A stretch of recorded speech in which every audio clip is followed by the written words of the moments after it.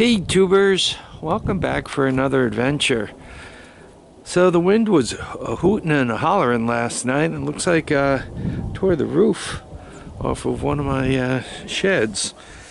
So I just wanted to come out and spend a few moments, check to see if there's any other damage. Yeah, it looks like it tore two pieces right off there. I heard some banging, and I was wondering what all the noise was, and I guess I grew a skylight. So the rest of the place, I mean, I'm not noticing anything obvious. I take you guys out here for a walk with me. Some of you guys enjoy this, some of you guys notice new things or have questions about some of the older stuff, like, you know, what are you doing on that, or what's going to become of it? And those are good questions. Most of all, it helps remind me about some of the projects I got out here cooking. This week is going to be one of those horrible busy weeks. I have a trip to the accountant, and the bad thing about going to the accountant is it's not just as easy as going in there. One has to prepare all the paperwork, make sure any forms that are needed I have, and just in case I don't have the forms, I got to look up the numbers or print them out or do whatever. So that's, you know, about as much fun as a root canal. And speaking of such things, I have a dentist appointment, and I probably have the best dentist in the area, but I think like most dentists, I don't know, do I have any dentists watching my channel? Anyway, I think like most dentists, he's as crazy as a hatter. Got into way too much arsenic there. So yeah, everything looks like more or less survived the wind. I'm not seeing any major damage. Kind of finished up a project or two. Yeah, that stuff blew around a little. And that also means I have to start dancing for parts. I have to let Kevin know that his Suzuki is ready for him to come and take. So then I had these are the parts, the intake manifold and carburetor for, what is this, a bear tracker. So I had to dig that stuff up so I could start on that project next week, get it running.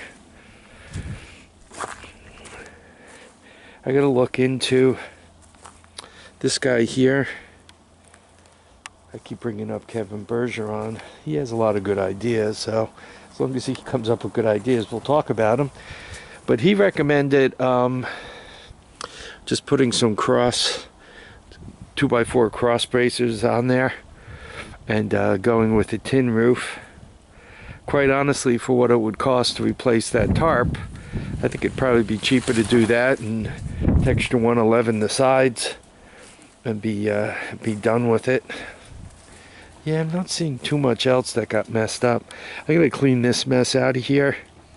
I have a lot of stuff to move around this year, and I really kind of need this space as a holding cell for this stuff. If I have any hopes of getting this mess out of here to put up a carport, I really need to make some room back here. Yeah, I got a lot of stuff. This thing here, I was like, oh, this gotta go. Now I'm just realizing that if I adjust the valves, the compression might come right on back, and then, you know, you got the whole drive in. Not necessarily that I'm going to do something with it, but if that's the case, it might be worth trading or something for the future. Yeah, that's my little junkyard over here. I really should go through it and figure out what I'm keeping and what I'm losing. This tree is about ripe to get cut down before it falls on something important. It's an old apple tree. It doesn't produce any longer. It hasn't been trimmed in the 20 years I owned the place, and wasn't trimmed in the years before that. Well, it looks like this tarp is going too. You can see how it's blowing through on the top. So that's another task I have to get to. I got a lot of, there's some of the better all-terrain cycles in there, so I really need to get to that. The Ranger, it's got a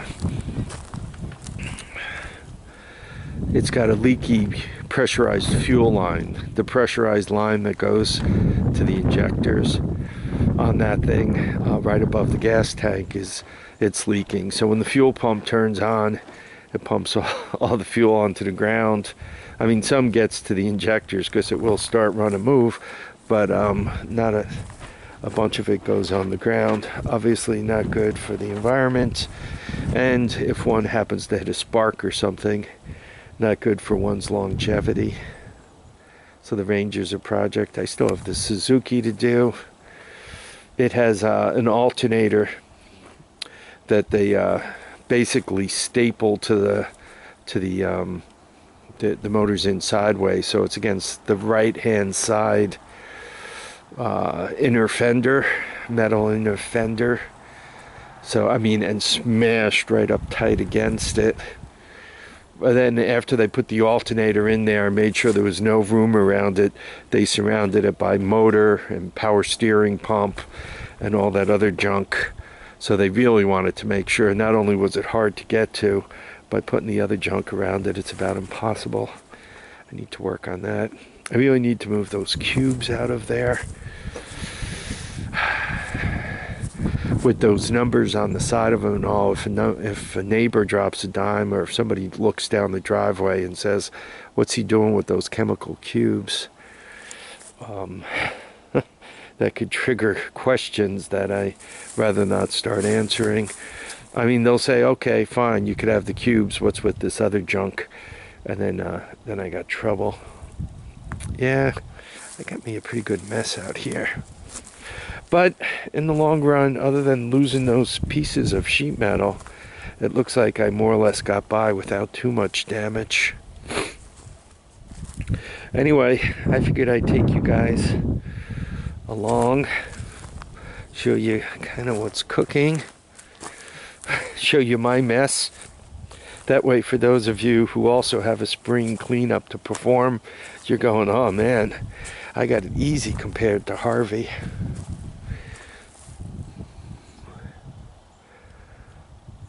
Yeah, when it comes to the cars, the Ranger pickup and the Suzuki, I'd almost like to borrow Royal Racing Tech for an extended weekend. Pay him to come down and do me up some nice repairs there. You know, for people who work on cars continuously, it's like me working on these all-terrain vehicles. You know, it goes really, really quick. And some people say, well, if you can work on an all-terrain vehicle, you can work on a car. You can, but it doesn't go quick, and it might not be enjoyable, right? I enjoy working on these all-terrain vehicles. I really don't care for working on cars, especially if one has to bend and twist and shake to get into small places. Well, I guess this is about it.